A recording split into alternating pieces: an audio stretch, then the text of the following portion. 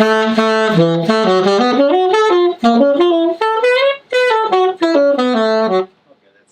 all right. So if you're thinking of, you know, the whole deal now is being aware of the altered scale on the dominant. Okay. So there's several different ways to start to think of that, you know, and how you're going to resolve that. You know, like if you've got like Brecker.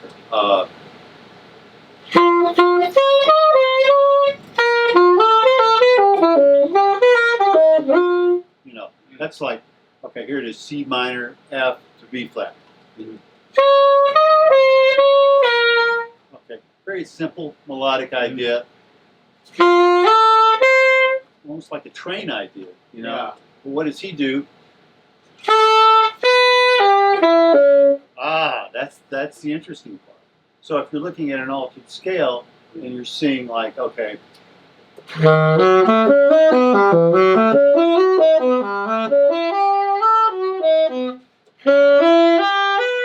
that was that.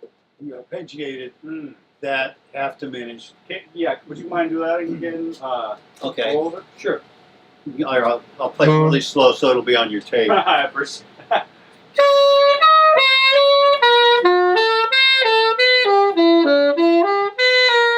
So, where is the guide tone there?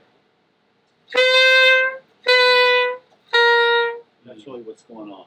So it's the 9, Ninth to the So, flat 13. flat 13 To the and 9. 5. Okay, Yeah, ninth, flat through 9. Yeah. Now, if you're thinking of that guide tone, you're thinking of a whole lot of different ideas that you can base your vocabulary on. Okay. So if I'm thinking of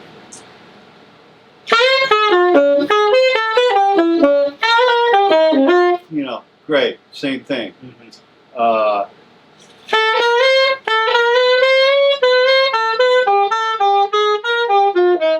Again, same deal, same guide tone, just changing the ideas around. Okay. So that 9 flat 13 is a really good one. You know, it's been used forever. Sonny Rollins, Bird, Train, big time. You love that. You know. Okay.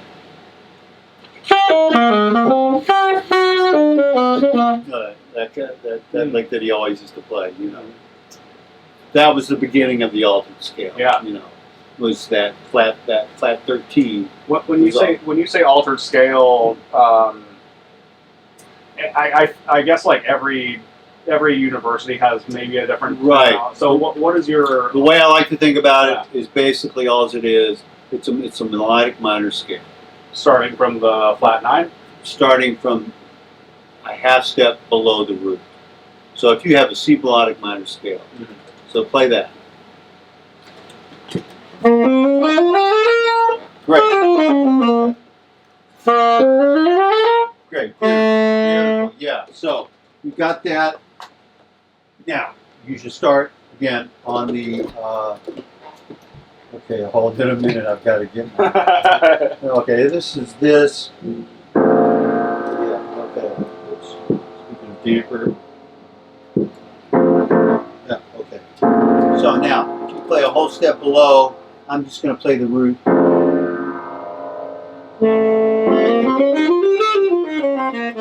Is that what it is? Okay. Yes. Okay, cool. And that's about the easiest way to look at it. And you can actually use that through the whole scale. So if I'm going down,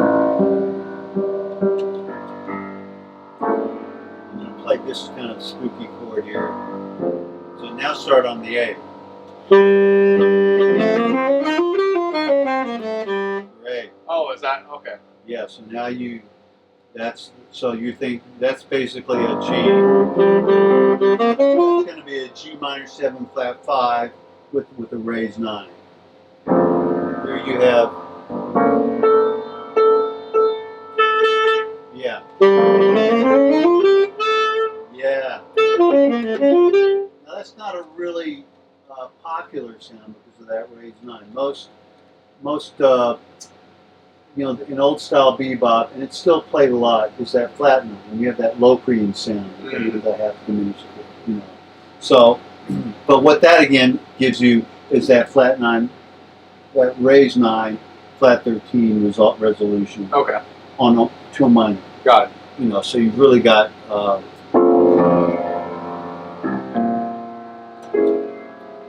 know.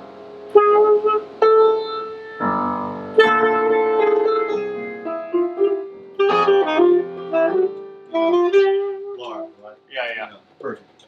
So, okay, so let's keep going down. So we'll now start on your G, and I'm going to play. Let's see. This is going to be. Oh, this is this really weird ass chord that nobody plays. Sorry, man. Okay, it's a strange chord. Am I still on my melodic? Play your G, your C melodic minor starting on your G. Yeah.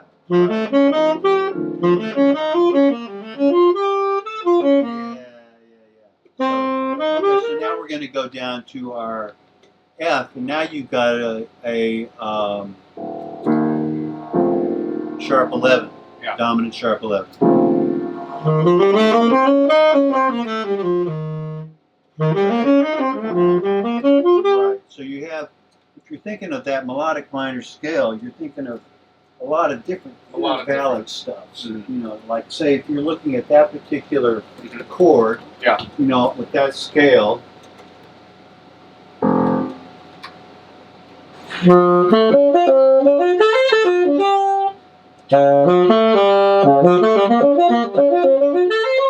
So you've got all these different qualities of intervals, which makes it, all of a sudden you've got a very interesting sound.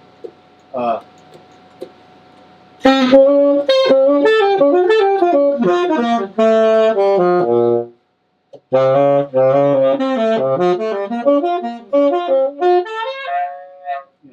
all of a sudden you've got all kinds of different shapes. Yeah. That become, you know.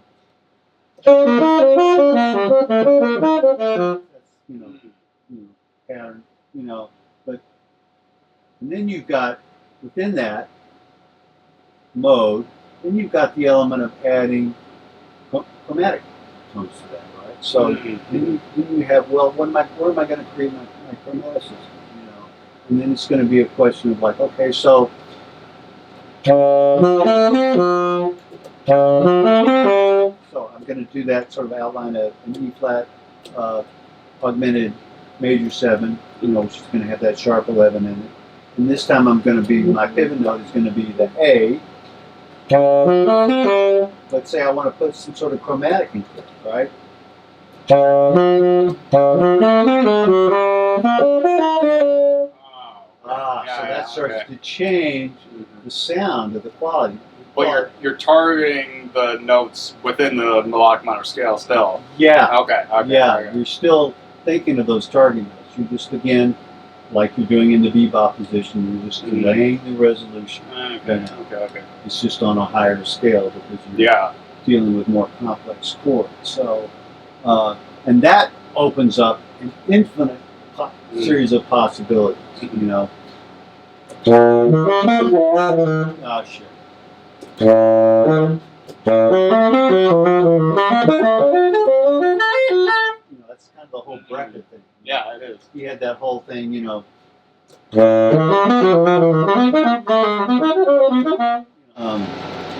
But anyway, getting back to the hard part of theory, that's kind of how I look at this whole business with modes. You know, you can be very literal and sort of boring about it. Yeah. You know, but you have a plethora of different interval choices. You know, I mean, I couldn't even begin to get started. We could be here for another week. Yeah. Coming up with different ideas. And that's the cool thing, right? Yeah. And this is where it's a good idea to have a spiral, so that when you're practicing and you're screwing around, hey, that sounds pretty cool. Okay. Write it down. Write it down. Work it up in 12 keys. Yeah. Get into the sound of that. You know, play the chord on the piano. You know. It's kind of cool. I like it. You know. So that's how you're sort of you're growing your vocabulary. Yeah. That's your vocabulary. Awesome. Yeah. That's stuff you make. Do you have that book with like that? Do you have notes that you've written down of lines? Sure. You do? Yeah. Oh, sick. I mean, you know, I just different ideas. Yeah. You can look at those. Yeah, There's so is stuff it like- in B major? Yeah. I don't know. Play it. Yeah.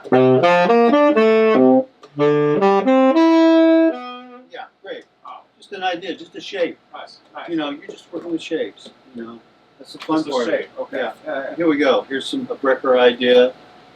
And there I was a little bit more academic. Is it E major or Oh, that's you're thinking E major F7? oh, that's to E. B? That's what is that? C major. Oh, could be G minor. Oh, yeah, that's right. It's a C minor. Oh, C minor. So yeah, that's a Brecker.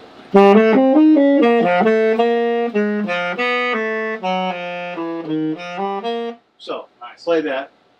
I'll play the 2/5, and it might make a little bit more sense to you.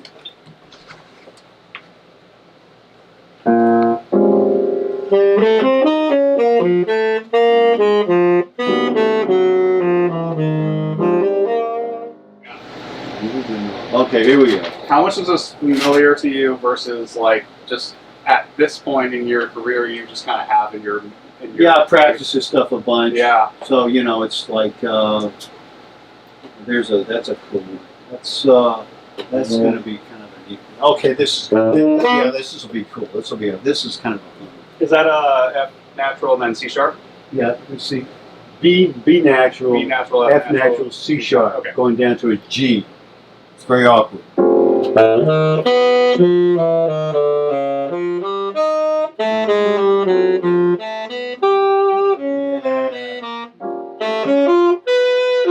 Yeah, that was one I made up. A little That's what- variation off of Brecker, you know, but again, thinking Do you of. mind if I? Go ahead. Again, the concept there is shape, resolve, shape, you know. And there is a shape. It's a repeated. It's a repeated shape, yeah. At the major third. It is a major third. Oh, I see. Yeah. So what chord are you thinking during? I'm thinking of a dominant, you know, an altered kind of Awesome. vibe. Okay. You know? Now let's try, just for grins. Mhm. Let me play that over a B flat melodic minor.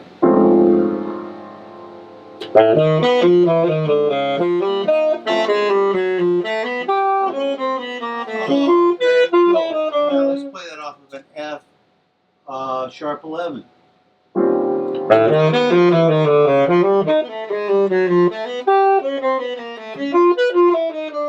Yeah. That's Wow.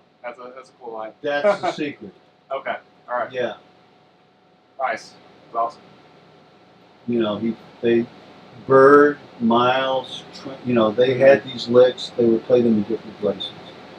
You know, so it's really a question of how do you hear it. How, you know, this is why the piano is so important, because you have to really hear that sound. You have to hear that those qualities of intervals to make sense of the chord. You know?